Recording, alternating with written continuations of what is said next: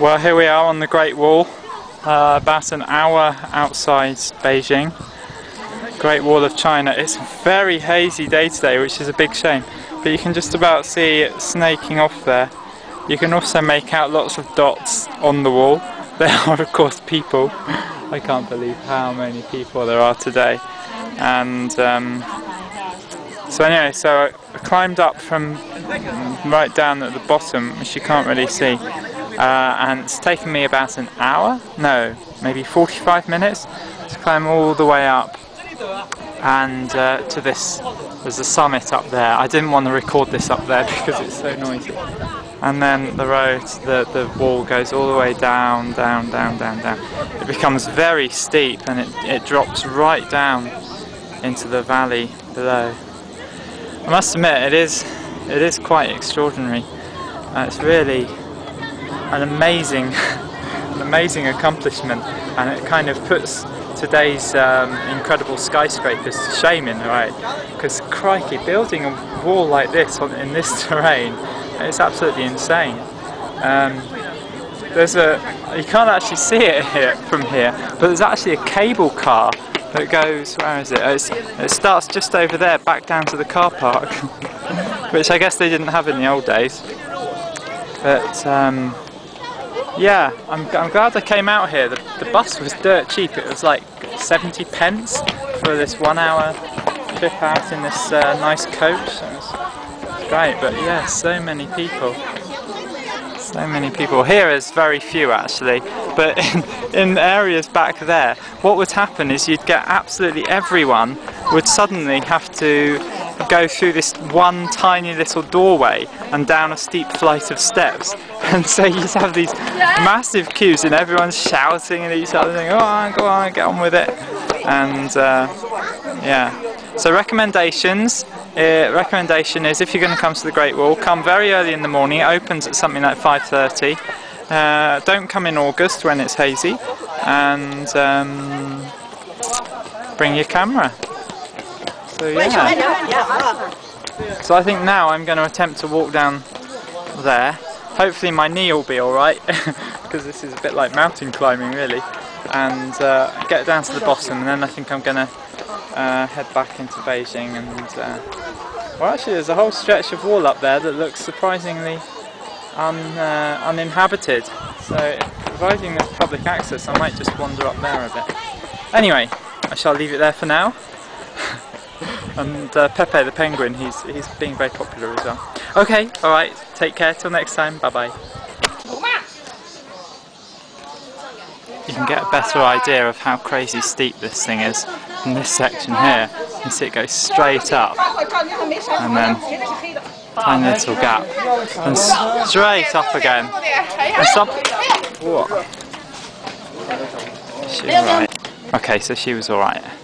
But yeah, that's how steep it is, people falling over. And no health and safety guidelines around here, why not?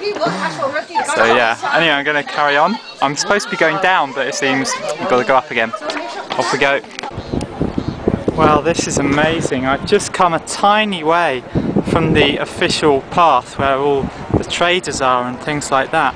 And look, there's absolutely no one around. It's incredible. And this wall is staggering. I mean, the way it's going up and down, just following the ridges. And you can see in the distance there, it's there as well. It really is amazing. There's some people over here painting. They got a huge long scroll laid out, and they're painting the wall, minus the tourists, no doubt. And yet we're so close to the official place, because look, if we look over this side of the wall, look at this. That, believe it or not, is a kind of roller coaster. In fact, you can see a couple of cars just coming down from the wall. So commercialism really has come to China. The Great Wall has its own roller coaster as well as cable car, and you can see the queues there. And then to my horror, I had a look a bit further over, and look, can you see what that is? It's a bear pit. I had heard that they still had, you know, bear pits and bear farms and all that, but I hadn't expected to find one here. And there's some more bears just over there. Which, yeah, it's a big shame really. There's quite a lot of them as well, in such a tiny, tiny pit, which is of course very cruel. Anyway, I think I'm just going to walk on just a tiny bit more along this empty stretch. It's such a different feeling out here, away from the crowds.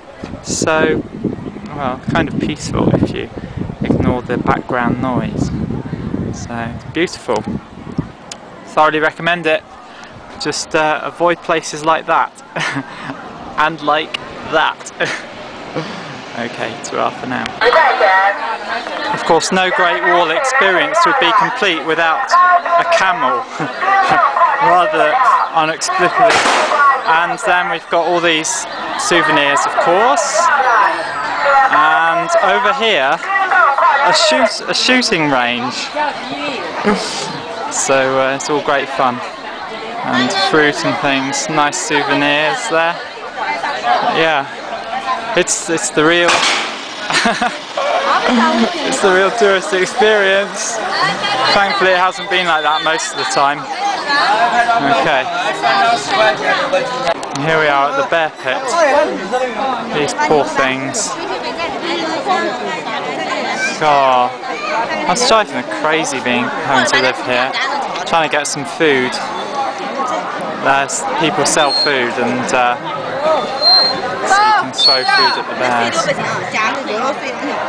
Poor things. Really not the best life for a bear.